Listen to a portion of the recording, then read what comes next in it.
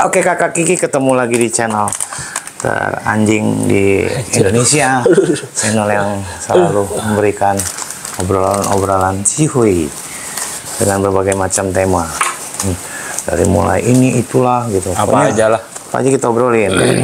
Ya enggak, yang pasti channel ini meninggalkan kenangan harus baik buat gue, Andy, ya, keluarga Andy, keluarga gue, ya bonusnya buat kalian. Ya semua anak cucu gue deh, turunan gue, saudara-saudara gue. Betul. Kalau kangen sama gue, monggo lihat di channel ini. Kalau yang buat saudara yang apalagi jauh, gue udah nggak ada. Iya. Ngomong-ngomong, kita ngobrolin tentang apa nih, bro? Enggak, baru gue mau nanya, kita ngomongin apa ya? Bebas aja. Bebas ya, sama sih. Seperti biasa. Oke. Gitu. Terus lu ada kira-kira apa yang kira-kira mau diobrolin, hal yang menarik gitu? Nah itu dia masalahnya. Di kehidupan gue ini semuanya menarik gitu loh. Tapi apakah patut untuk dibicarakan apa tidak? Relatif juga gitu. Iya. Tapi sebelum kita ngobrolin sesuatu, asik. Gue cuma mau ngingetin untuk fans gue sama Roni, ya kan? Anjing. Tuh.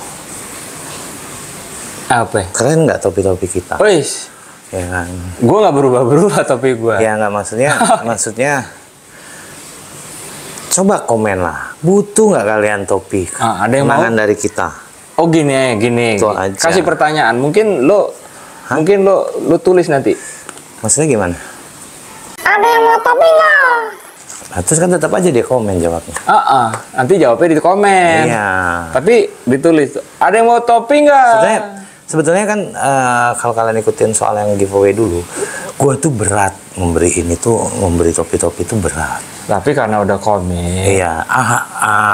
Kita buktikan walaupun mungkin nggak tahu ya kenapa. Tapi alhamdulillah juga gue nggak ada yang mau. Gitu. Gue nggak tahu kenapa. Karena akhirnya barang kesayangan lo itu tetap ada di tangan gue.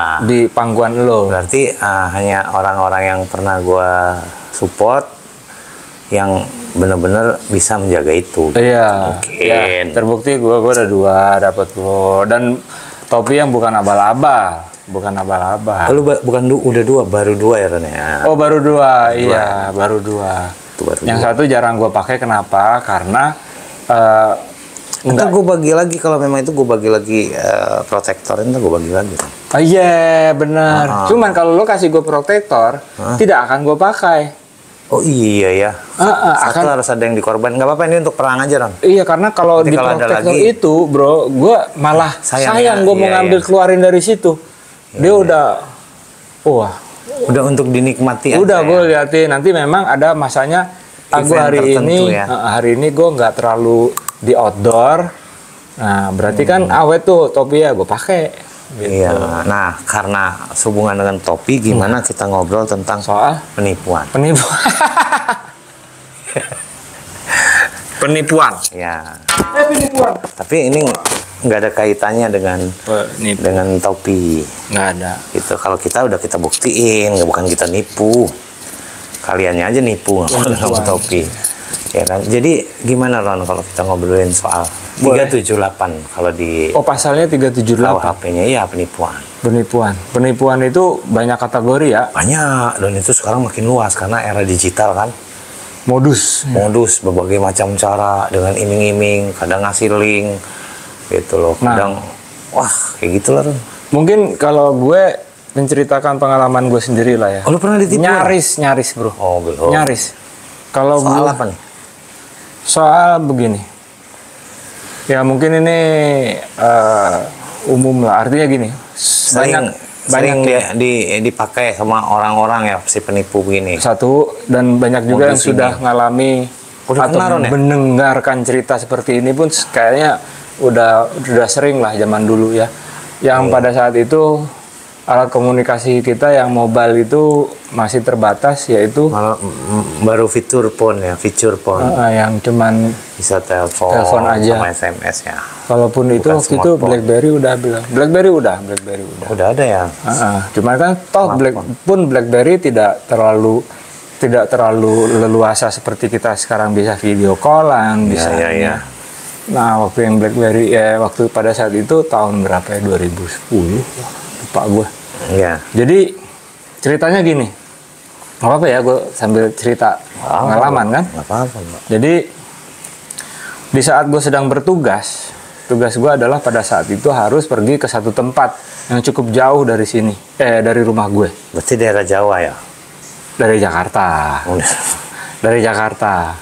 Cuman memang jarak dari rumah ke tempat tujuan itu kira-kira ada 20 sampai 25 km. Dan menempuh trek yang gue lewati itu terkenal macet. Ada beberapa titik yang pasti macet dan padat gitu ya. Pergilah gue. Nah, waktu gue pergi itu kisaran 1 sampai 2 jam gitu kan. Akhirnya gue kembali dan harus menghadiri satu pertemuan ya di tengah kota. Jadi masih pertengah jalan nih, belum balik nih gue. Masih di tengah kota.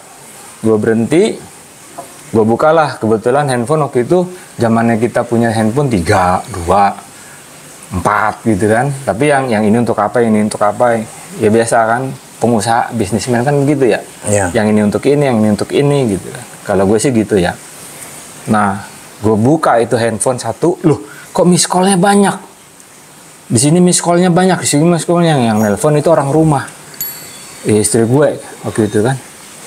Sama saudara-saudaranya. Gue telepon dong, ini gue. Pas gue telepon, dia teriak bro. Kenapa? Ternyata gue masih hidup katanya. Nah, ternyata di saat gue tidak bisa dihubungi itu, ada oknum yang nelpon ke rumah, ada yang nelpon bini gue, kasih informasi gue sedang dalam keadaan darurat, posisi di rumah sakit Cipto, yang diminta untuk kehadiran keluarga karena mau diambil tindakan. Jadi keluarga harus hadir di rumah sakit untuk memastikan bahwa benar ini orangnya dan harus ngambil keputusan untuk diambil tindakan. Karena nyawanya tinggal segini lah gitu. Panik dong. Sementara gue ditelepon bener nggak bisa ditelepon. Gitu. Sampai ada kegiatan di saat itu ipar-ipar gue coba cross check ke rumah sakit itu. Bener nggak sih ada yang namanya pasien yang namanya gue gitu. Nah itu juga sejalan dengan itu akhirnya gue angkat telepon. Nah kesimpulannya gini, pada saat itu karena berarti gini, gue di mapping gue itu di mapping perjalanan pergerakannya. Mungkin ada orang juga yang satu ngikutin gue, yang satu standby.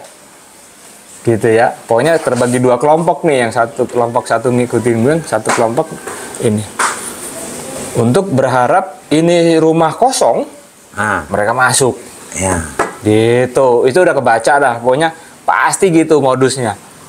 Itu yang kayak gitu tuh memang 2012 ke bawah ya, ada yang dibilang kecelakaan, ada yang dibilang kesangka polisi, ya kan, anaknya nangis-nangis. Iya, itu kan dia tetap namanya penipuan random ya, termasuk.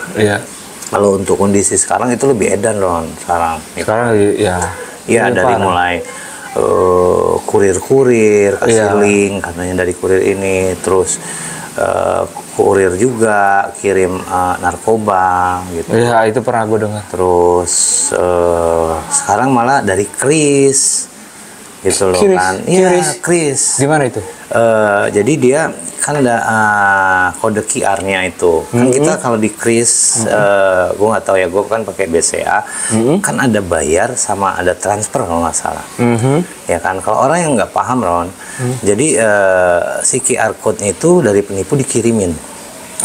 Nah, diarahin tuh dengan segala macam silat lidah dia untuk bayar. Padahal harusnya orang itu yang bayar, kan seolah-olah begitu. Dibalik ya? Kesedot dong duit. Gitu. Jadi makanya marak banget penipuan. Terus yang kayak handphone, pengguna iPhone. Jadi dia orang 5 datang ke rumah merasa kehilangan handphone, titiknya di rumah ini. Jadi edan segala macam orang tuh melakukan itu.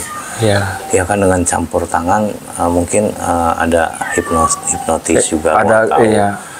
Jadi kacau, kenapa penipuan itu makin marak ya? Salah satunya kan pasti soal ini pekerjaan sulit. Kesulitan ekonomi. Ya, kesulitan ekonomi cara gampangnya begitu. Gitu kan. Jadi orang-orang yang nipu itu udah males pakai cara normal wajar ya, cara akal-akalan. Terus kalau sekarang kan juga marak penculikan juga sih Ron sekarang. Penculikan? Iya, anak kecil, anak bayi gitu. Itu dari dulu itu? Iya, sekarang kan marak lagi. Makanya budaya sih penipuan itu. Budaya. Ya, artinya pekerjaan yang sebenarnya bukan kurang pantas, tidak pantas untuk dilakukan karena merugikan ya. Iya. Merugikan satu pihak. Karena kecenderungan pidana kan di situ. Yang jelas merugikan aja. Pasti. Karena gimana sih namanya ditipu? Ya kan. Kayak macam-macam lah Ron. Yang orang beli online, dia si konsumennya beli online handphone, beli 4 juta, kapan yang datang handphone udah rusak. Wah, itu terlalu ini ya. Itu terlalu cetek sih kalau gue bilang. Nggak bagus lah. Ya makanya ya itu kan kalau ini gimana bro? Nih gue nggak tahu apakah ini termasuk penipuan apa tidak. Jadi atau istilahnya clickbait kali ya. Apa tuh misalnya? Jadi gini, berandanya di awalnya satu produk nih, cek ini misalnya A gitu ya, gue nggak mau sebutin lah, A gitu. Harganya, murah banget 10.000 misalnya gitu. Nah, kita klik gitu kan, langsung kita masukin buy gitu kan. Tapi bagusnya sih memang gini, bagusnya buy terus dia kasih pilihan. Ya, opsi pembayaran ya. Bukan opsi pembayaran, Bro. Produk-produk itu sendiri. Nah, satu produk ini ternyata itu kebagi gitu. Pas kita klik yang digambar di sini, pas diklik harganya bukan 10.000, 100.000. Yang 10.000 itu ternyata cuma bautnya doang. Nah itu gimana tuh? Itu trik apa? Trik marketing atau gimana? Sebetulnya itu trik, tapi bukan trik marketing. Itu trik, tapi cenderung unsur penipuannya ada. Sedikit lah ya. Loh, kan namanya menipu itu ada unsur kebohongan, Ron. Iya kan? Di saat klik, dia tidak menjelaskan kan deskripsinya. Gue sering lihat di e-commerce atau tempat jualan online tuh, ya kan, wih murah produk ini 20.000 kan? Kapan diklik, bukan yang itu, berubah. Ya, kalau yang ini baru 20.000. Rata-rata sih Ron, segala macam dari elektronik apa. Betul. Nah, maksud dia itu trik marketing? Enggak, itu trik doang, tapi bukan untuk marketing dia bagus. Itu ada unsur penjebak ya? Jebak. Kalau orang yang nggak jeli, kan akhirnya ngeklik, Ron. Gitu. Betul. Makanya harusnya hindarin lah, ada unsur-unsur kebohongan. Pembohongan publik kan itu namanya, Ron. Betul. Malah bisa ada undang-undang ITE sih, karena ada unsur harusnya itu. Ya. Loh iya kan, karena membohongi dengan trik dia. Dia sebagai penjual ini juga bisa bilang, lo kalau mau beli harus teliti dong. Lo nggak begitu. Justru karena online, bukan harusnya pembeli. Kita memudahkan. Deskripsinya iya harus jelas. Jangan dipecah lagi, kalau dia mau itu dia bikin lagi item lain. Ya. Ini harga sekian, ini harga sekian. Jangan seolah-olah, gue sering murah, cuma 80.000. Ya. Ternyata untuk pegangannya doang misalnya. Untuk yang barangnya 200-an, kan gitu kan? Itu kan ini ada satu produk lah gitu. Iya sering. Habis itu 10.000 katanya. Oke, gua klik, keluar kan detailnya. Ya. Barang ini adalah ini. Oh bagus nih, oke deh. Gua add to keranjang ya. Betul. Gitu kan? Gua keranjang. Tapi bagusnya keluar pilihan. Itu tadi tutupnya, bodinya, gagangnya, bautnya. Gua klik dong yang seutuhnya, gue klik seutuhnya, harganya 100.000. Iya. Gitu. Males kan? Loh, katanya 10.000, pas gue cari yang mana 10.000, loh ternyata bautnya 10.000. Iya, maksud dia tuh, gue paham Ron, dia maksudnya biar kita tuh jalan-jalan di lapak dia kan. Iya. Iya kan, cuma nggak boleh lah pakai kalimat dengan harga segini, ternyata begitu diklik, kebagi lagi kategorinya. Atau ada penjelasan ya, di awal itu ada penjelasan ya, hati-hati membeli. Iya. Harap teliti. Jadi jangan dibalikin ke pembelinya, kan sama kayak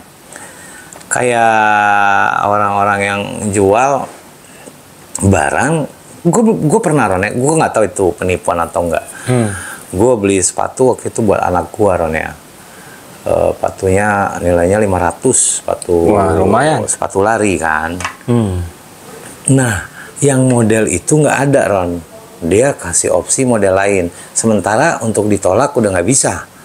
Gitu, alasan dia. Intinya gue tahu barang lu pengen dibeli. Gue kan nggak mau lagi dong karena nggak sesuai mau warna yang diinginkan. Nggak bisa lo cancel. Iya kan? Gue bisa. Oh bisa? Iya, cuma dia memohon jangan Pak gitu. Nanti dikasih, dia sampai nge-WA gue Ron. Kan nggak boleh transaksi di luar dari itu. Iya. Iya kan? Gue diemin aja. Tahu-tahu gue dikirimin aja barang bro dengan warna lain. Betulan yang nerima bukan gue Ron, anak gue. Diterima. Dia buka. Oh, jadi gue nggak sempat video. Harus video. Iya, memang di situ ada. Apabila barang tidak sesuai, bisa diretur. Tapi kan ada unsur dia membohongi dong. Maksudnya bukan, gue nggak tahu ya. Iya. Gue udah nggak mau. Kalau main kirim aja tanpa izin gue gitu. Wah. Artinya kan dia ada trik di situ, berharap dibuka. Kalau sudah dibuka kan nggak mungkin diretur. Iya. Karena tidak ada video unboxingnya. Terus dia kasih keterangan di situ ya. Iya. Jika tidak ada video. Keterangannya itu di dalam box. Gimana coba? Apabila tidak sesuai atau barang bisa dikembalikan dengan bukti unboxing, tapi di dalam box. Iya, iya. Nah, kecuali di luar ya kan. Kasihan ya. Nah, gue nggak tahu itu penipuan atau enggak ya. Cuma ya nggak penjual, ya seller. Tapi gue pernah Ron ngalamin. Gue tahu lu pernah nggak? Apa itu? Gue waktu itu belanja ratusan ribu di Ijo, ya kan di Ijo itu. Gue nggak tahu nih pedagang ini keder atau enggak. Gue malah nggak bayar bro. Oh bisa? Iya, gue juga kaget Ron. Jadi lo terima barang tapi nggak bayar. Bagaimana nggak bayar? Kan waktu waktu lagi ad itu kan lo pembayaran. Nah itu ya? Nah itu dia gue nggak ngerti. Gitu loh Ron. Kan oh sistem itu kayaknya gitu. Rugi dong yang punya barang. Iya, dan dia tidak ada menagih lagi Ron. Ya gue diam aja. Ada juga kan pedagang yang pengen untuk pengirimannya kayak kapan hari gue beli kasur biar pengirimannya nggak kena di online. Dia kontak gue Ron. Saya ada armada sendiri, nanti bayar aja murah. Gue nggak tahu boleh apa nggak begitu. Tapi diantarinya begitu Ron. Jadi gue nggak pengirimannya nggak lewat situ. Nggak lewat pengiriman situ. Online. Oh. Gitu. Jadi tapi pilihannya tidak ada memang pengiriman. Pengiriman ada, pengiriman normal, instan. Itu kan dari sistem. Karena dia kan harus join sama kurir online-nya. Nah, ternyata dia ngontek gue, dia punya sendiri dari tokonya gitu Ron. Iya, jadi sebenarnya sih kesimpulannya apapun itu penjualan, pembelian gitu kan. Iya. Ya di sini ada istilahnya ada sebenarnya dilindungi oleh hukum juga sih itu. Ada. Harusnya. Jadi bukan ada wacana boleh. Kan sekarang lagi rame itu kan pajaknya dinaikkan untuk e-commerce untuk segala macam itu kan memang akan terkena pajak. Walaupun transaksi tetap masih bisa dilakukan. Ya kan yang lu cerita waktu itu. Harusnya juga yang mengeluarkan pemerintah itu juga pikirkan dong pelindungan konsumennya. Yeah. Itu udah banyak lawan bayar pajak ini. Tapi orang yang kita gaji dari kita bayar pajak itu pun ke kitanya juga nggak beres. Iya, jadi iya kan. In returnnya ya, juga kayak nggak sesuai. Oknum yang dibayar sama pajak yang dihasilkan dari rakyat gitu. Iya. Makanya hati-hati kalian hidup. Berarti gitu. Yang harus digarisbawahi adalah lo melakukan transaksi di online sekarang ini yang lagi marak. Lo ekstra teliti. Iya. Ekstra teliti dan harus paham prosedurnya, semuanya, eksekusinya seperti apa, lo harus teliti dan yakin bahwa apa yang lo jalanin itu benar, sesuai, dan tidak merugikan baik apalagi diri lo juga dari orang lain pastinya. Ya memang tidak semua penjual. Enggak. Gitu loh. Cuma banyak kan yang nggak benar ini jadi merusak. Penjual yang benar. Nah, itu harus ditanggulangi, jangan itu tadi. Jangan lu mau ambil duitnya di situ, pajak di situ, tapi lu nggak mau nanganin itunya gitu kan. Makanya kan kayak ada satu produk produk band gua dulu kan yang gua pegang. Itu banyak banget di e-commerce tuh tanpa izin. Oh, dipakai? Dipakai, Ron. Oh, iya? Jadi gua tegur semua pedagangnya. Dia stop, tapi kan karena banyak, Ron. Karena kan sebuah band besar. Ya kan, cuma salahnya band ini gue tanya belum dipatenkan ya, nggak bisa lah kalau belum dipatenkan. Iya, gitu. Hak cipta itu ya? Iya, makanya kalau kita mau ngobrolin soal penipuan tuh banyak penipuan. Soal cinta, hati-hati terutama buat gadis-gadis. Jangan tergiur dengan orang yang kerjaannya hebat, pangkat tinggi. Iya kan? Akhirnya dia ngangkang gitu kan. Ujung-ujungnya duit habis, perawan hilang, nangis. Hati-hati. Gitu kan. Berarti ekstra waspada. Iya, laki-laki pun teliti. Juga. Iya, laki-laki pun hati-hati. Iya, betul. Gitu. Karena banyak kasus. Makanya gue khawatir kan kalau punya kendaraan tuh dipinjam orang yang nggak jelas. Sekarang udah nggak bisa tuh. Loh, bisa dimanfaatin, Ron. Misalnya lu minjemin motor ke anak gua gitu. Ke gua lah contoh. Gua pinjem dong, kan lu pasti minjemin dong. Tapi gua main ke rumah temen nih. Di saat rumah temen ngobrol nih. Kok gua habis, gua males, gua minta tolong lagi orang situ.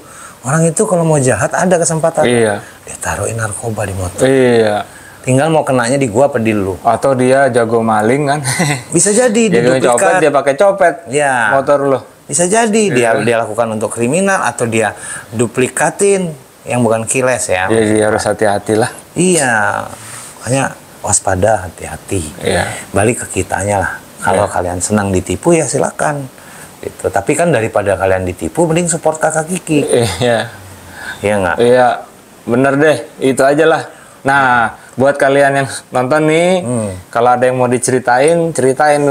Bisa kita bahas, lucu itu. Mau curhat pun boleh, mau on cam atau off cam silakan. Iya. Karena di Kakak Kiki tidak ada solusi yang tidak terselesaikan. Paling gantung gitu. Iya. Kapan selesainya tahu. Biar alam yang ngatur itu. Oke deh bro. Oke.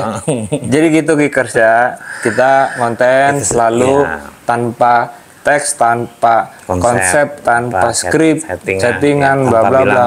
Ron lu ngomong ini, gua ngomong nggak ada, kita ngalir aja.